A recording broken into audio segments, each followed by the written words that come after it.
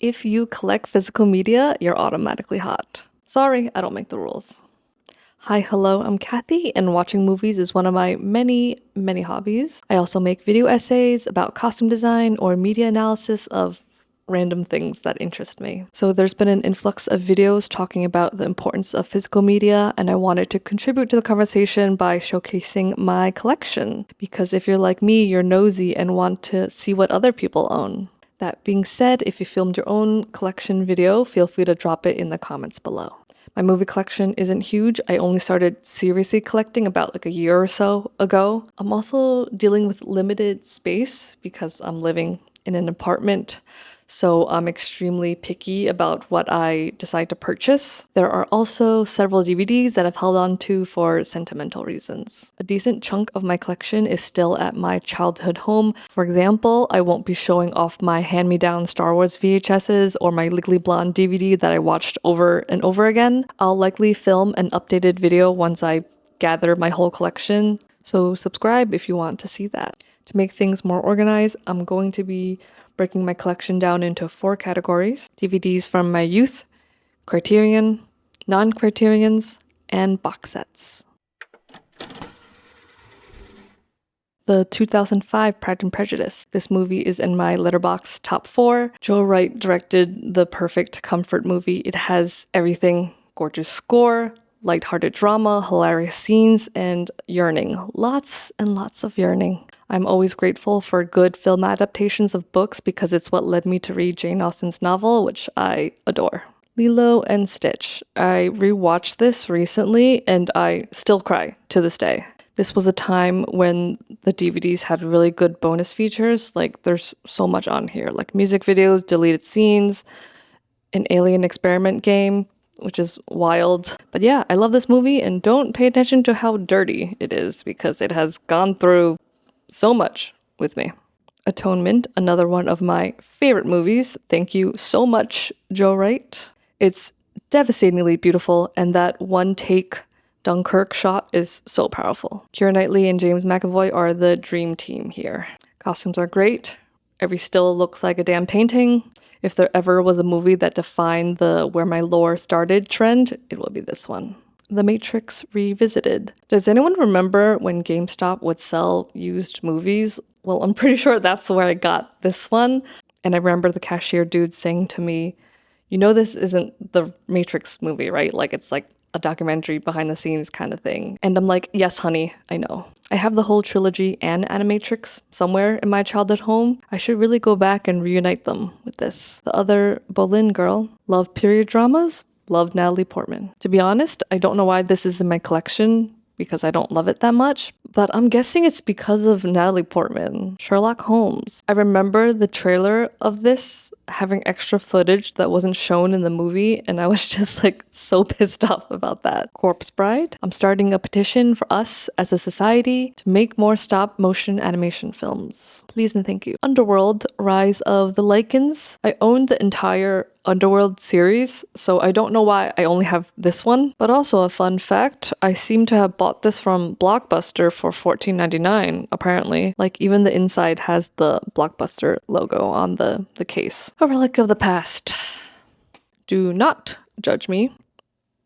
I also would have never admitted this when I was younger, but I have a soft spot for the Spy Kids franchise. I remember watching all of Robert Rodriguez's commentary in BTS, and it was one of the first times I remember being interested in the art of filmmaking, and it made me really want to do it myself. So I need to go back and get all of them because Isle of Lost Dreams is my favorite. And again, I only have the third one for some reason. I love this series. Leave me alone. I just opened the case and I found that the 3D glasses are still in here, and there's 2 discs on here. One is a 3D version and one is the regular version. And now we are going to move on to my Criterion Blu-rays. The Red Shoes is the first Criterion that I ever bought. Because I used to dance, I'm always on the lookout for good ballet movies, and this is one of them. Double Indemnity, the most noir movie that ever noired. His Girl Friday.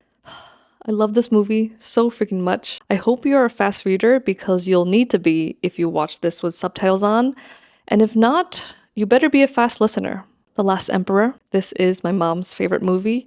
I haven't watched it in a while, so I'm due for a rewatch. They showed us this movie in elementary school, and I already watched it because of my mom. But I remember thinking at the time that my classmates were too young and uncultured to appreciate this film. And I was right. The Heiress. This one is special because I picked it up at the mobile Criterion closet. The Blu-ray has some costume design special features, which I haven't watched yet, but I'm excited to. It's just another reason to pick up physical media from boutique labels who put in the extra effort because I miss special features. Arsenic and Old Lace. This was a blind buy and I was not disappointed. Cary Grant is Daddy. This film is so freaking funny and dark at the same time. One of the reasons why I love owning old movies, especially from boutique labels, is that the quality you get is noticeably better than a random streaming service. The picture here is so crisp, the roof of your mouth will hurt. Summertime was the first Katharine Hepburn movie I watched. It takes place in Venice, Italy, so it kind of gives you a Lizzie McGuire movie sans the pop star plotline, and it has a bit of sadness in it. The Philadelphia Story is another iconic Katharine Hepburn movie. It's crazy to think that I first watched this on a plane, then again on streaming where I rated it higher because I had captions on. I think I'll continue loving this movie the more I watch it. You have both Cary Grant and James Stewart, so it's an easy sell. And next up is Y Tu Mama Tambien. Came for the threesome, stayed for the heartbreaking story. It also stars a young Diego Luna pre-Dirty Dancing Havana Nights. And the Criterion version has some beautiful packaging for this. Speaking of threesomes, Designed for Living is a pre-code movie that holds up really well, honestly. If you enjoyed Y Tu Mama Tambien or Challengers, for menage a trois reasons, watch this. I can say it's definitely more lighthearted in tone. And now for my non-Criterion DVDs / Blu-rays. Gentlemen Prefer Blondes. I bought this when I first visited Academy Records, which sells all sorts of physical media in New York City. And I think it's criminal that many of Marilyn's movies aren't re-released on Blu-ray or higher quality. V for Vendetta continues my love for Natalie Portman.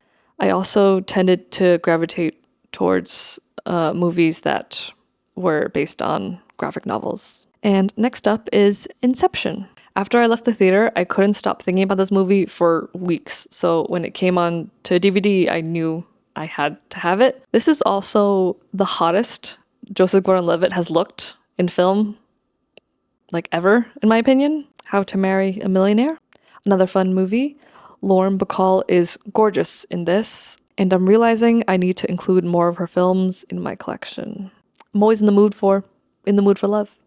This is a copy I stole from my mom and never gave back. It's also the same copy where I watched In the Mood for Love for the first time and fell in love with it, so it has a special place in my heart because of that. The screenplay for The Women is really witty and really mean, which means I love it. There's also a spontaneous fashion show smack dab in the middle, filmed in Technicolor. You should definitely watch it. Okay, we're finally coming to the end, and we're going to talk about box sets. I knew I wanted this Wong Kar-wai box set because I'm a sucker for pretty packaging that isn't practical. My copy ended up having skipping issues, but I got replacement discs from Criterion because they're amazing. Reorganizing this set into cases with custom cover art is on my to-do list. This is the Audrey Hepburn 7-movie collection box set. It's more of a bare bones box set. It's definitely not fancy, but it gets the job done. Audrey Hepburn is the reason why I got into old movies, so owning this box set was a no-brainer. And lastly, we have the Arrow Video Crimson Peak Collector's Edition. And oh my god, look how beautiful it is. If you open it up, you can see it has postcards, a poster, and this book that's chock full of content. Crimson Peak has everything I need in a movie. Brilliant costumes, spooky-ass atmosphere, and gothic Tom Hiddleston. Sign me up immediately. And that's everything. I was itching to film this because I wanted to show off my small but mighty collection. It's also a good representation for people who don't have floor-to-ceiling shelves or a dedicated theater room. Maybe someday. But for now, this is your reminder that size doesn't matter.